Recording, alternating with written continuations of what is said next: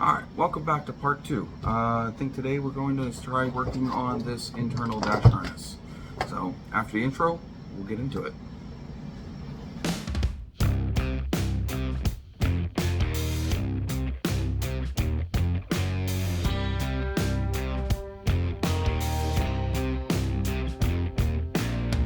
White snow, red sky, reach up for so high.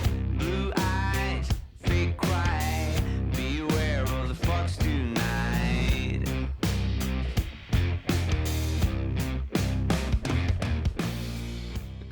Alright, so last week we went over the fact that I cut all of the length of wire that I think that I need for all of the harness. Today I think I'm going to focus on getting this one done. If we get past this one, we'll move on to another one. But this is the American Autowire Classic Update 79 TransAm harness. This is the bulkhead and the fuse panel that comes in through the firewall. I have already added a few of the wires that I need that are not from this kit. Some of the things that I have done is I have swapped this power cable. This is the power into the harness from the battery that goes directly up here into the fuse rail and powers all of the circuits in the fuse panel. The other one that I have swapped is this pink one. This is going out. This is a keyed power. This is going to go out to the relay to energize all of the power sides of the relays. I also have this blue wire and this black wire. They are the other ends to the fuel pump wire, which will go down to the rear body harness. The only other one that I have added is this blue and green one. This is going to be the negative trigger to turn on both of the radiator fans if I need them to come on as a fail-safe or to cool the car if the car is off. That I do believe is all that I have done to modify this, except for to pull some wires out that I don't need. But I do need to add in some of these other harnesses that I have over here. HVAC for the fact that my car has AC stuff in it. I have the rear defrost harness and I have my added power outlets. So I am going to take this over to the car, line it up there. I will be back. All right, so I'm trying to get you in here. I have the dash reinstalled. I have the fuse panel installed up where it goes, and I have these wires run, and it looks like this junction right here is where it's going to enter the dash, and it'll be up here behind the headlight and wiper switch. So I'm going to pull all this out, pull the dash out, and lay this harness in the dash and run the rest of the wires where they need to go. Lay this harness out so that way I know where all the breakouts are. All right, so I've pulled the dash out of the car. I have the fuse block up here. All of these wires will run up underneath of the cowl and they will meet the dash right here. A couple breakouts before it gets there. There is a accessory power connector here that I will be running some wires into. You have the breakout for the rear body harness, door light, brake pedal, rear defrost are right here. That's this green, pink, and red wire. This orange wire is going to be removed along with this pink with a black stripe. This pink and a black stripe I'm not actually going to disconnect from the harness. I'm just going to cap it off, leave it looped up here in case I need it in the future, as it is an accessory power. This is going up here to the tack. One of these plugs here will be the termination for this here. This is the light for the heater controls. These run down to the steering column. Verse lights, I might have to extend this, I don't know. These are the light for the center console. This is the other end of the defrost. There's the defrost switch there. There's a 10-minute timed relay that sits over here. That's where this stuff goes to. Got my cigarette lighter. This is actually the other end of the fan relay negative switch. I was thinking about putting that switch in right here. I do have an extra spot here. This is for the other side of the doors. Pretty much have everything laid out. I'm going to get to zip tying stuff that I want together, making terminations that I can. I can't put too many connectors ends on here, and in fact most of these connectors are going to have to be depinned and pulled out to be able to slip on the sleeving.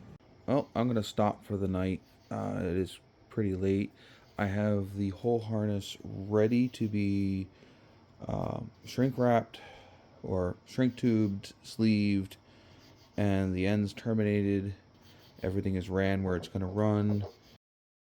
All right, so it's the next day. I've already done a few things. The first one was I added the power wire for the rear defrost in here with this accessory. I just pulled out the terminal and replaced it with crimping both of them in. This should be fine. I'll either put a 30 amp fuse or a 30 amp breaker on the fuse side. I still need to, I'm going to connect this in with a pink ignition wire that's already in the harness. I'm just going to use one of those butt splices. Snipped off the ends of these bulbs. I have the parts here. I just need to replace that little terminal, but there was no way I was going to get string tubing on these wires with all of that still on it. But I'm ready to start taking connectors off of these and start running my shrink tubing. All right, so I'm going to start with this one first. This is the 12-volt ignition for the rear defrost switch. I'm going to remove some of the casing right here, and I am going to also snip this. I'm going to have to pull all of this out all the way up to the end of this wire to slip on the shrink tubing, but we'll get there when we get to that point.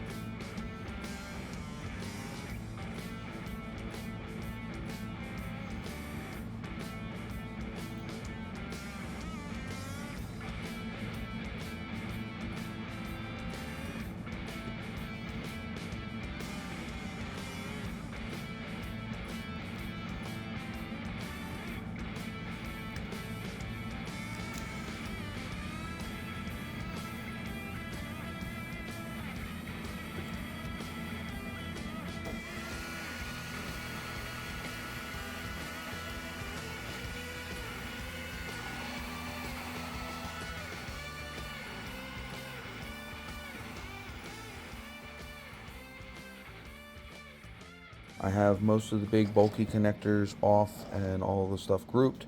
I also have my power wire spliced in for the USB ports, placed for 12-volt ignition wire defroster switch. Alright, now that I've got the main dash harness somewhat figured out, it's time to start figuring out the sleeving. Now, I am going with a 3-layered approach. I've got my actual protectant of the wire, which is this DR25 from Raychem. This is the only thing that I have in the actual DR25. The rest of it is in this V25, same basic properties, about half the cost. So I have all my sizes here. The next layer is going to be this braided line. This is actually just going to be the part that makes the harness look pretty and help with abrasion. So this is going to go on the outside of that 2-to-1 tubing. And then to seal both of them on, I have this 3-to-1 adhesive shrink tubing that is going to cap off the ends and all of the joints where the different pieces meet. So I'm going to get ready to start cutting this stuff up and lining it up on the harness.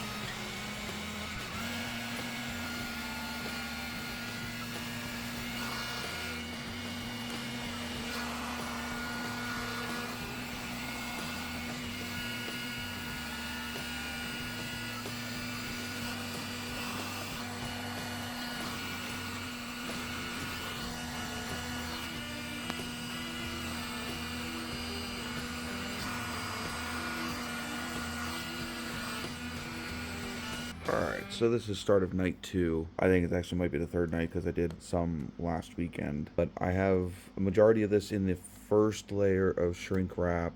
Obviously I still have to do the joints and the sleeving. This still needs joints and the ends of the sleevings. But I'm going to keep working my way back. So I'm going to go through and finish out this. It's going pretty okay so far, other than one mistake for this one, I do believe. I had gotten this ground stuck up in here, which you can see in the video. I never fished it out, shrunk it down, ended up having to cut this whole piece off. Thankfully I had extra, but this is the big monster one. I think other than the rear tail light, I think the rear tail light and the front headlight one, I think are going to be the two that are going to be the hardest, other than this one.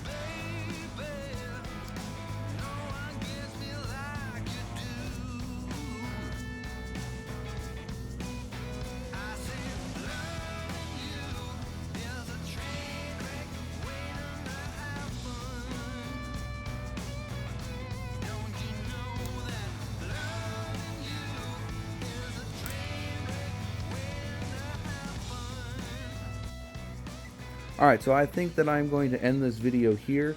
This is what I would consider the first stage of this harness. I do have what I'm going to be doing to the rest of the harness a little bit started here, but all of the ends have at least the first layer of shrink tubing on. And I'm ready to start putting the sleeving on with all of the covers for the junctions, and also terminating the ends I haven't terminated yet.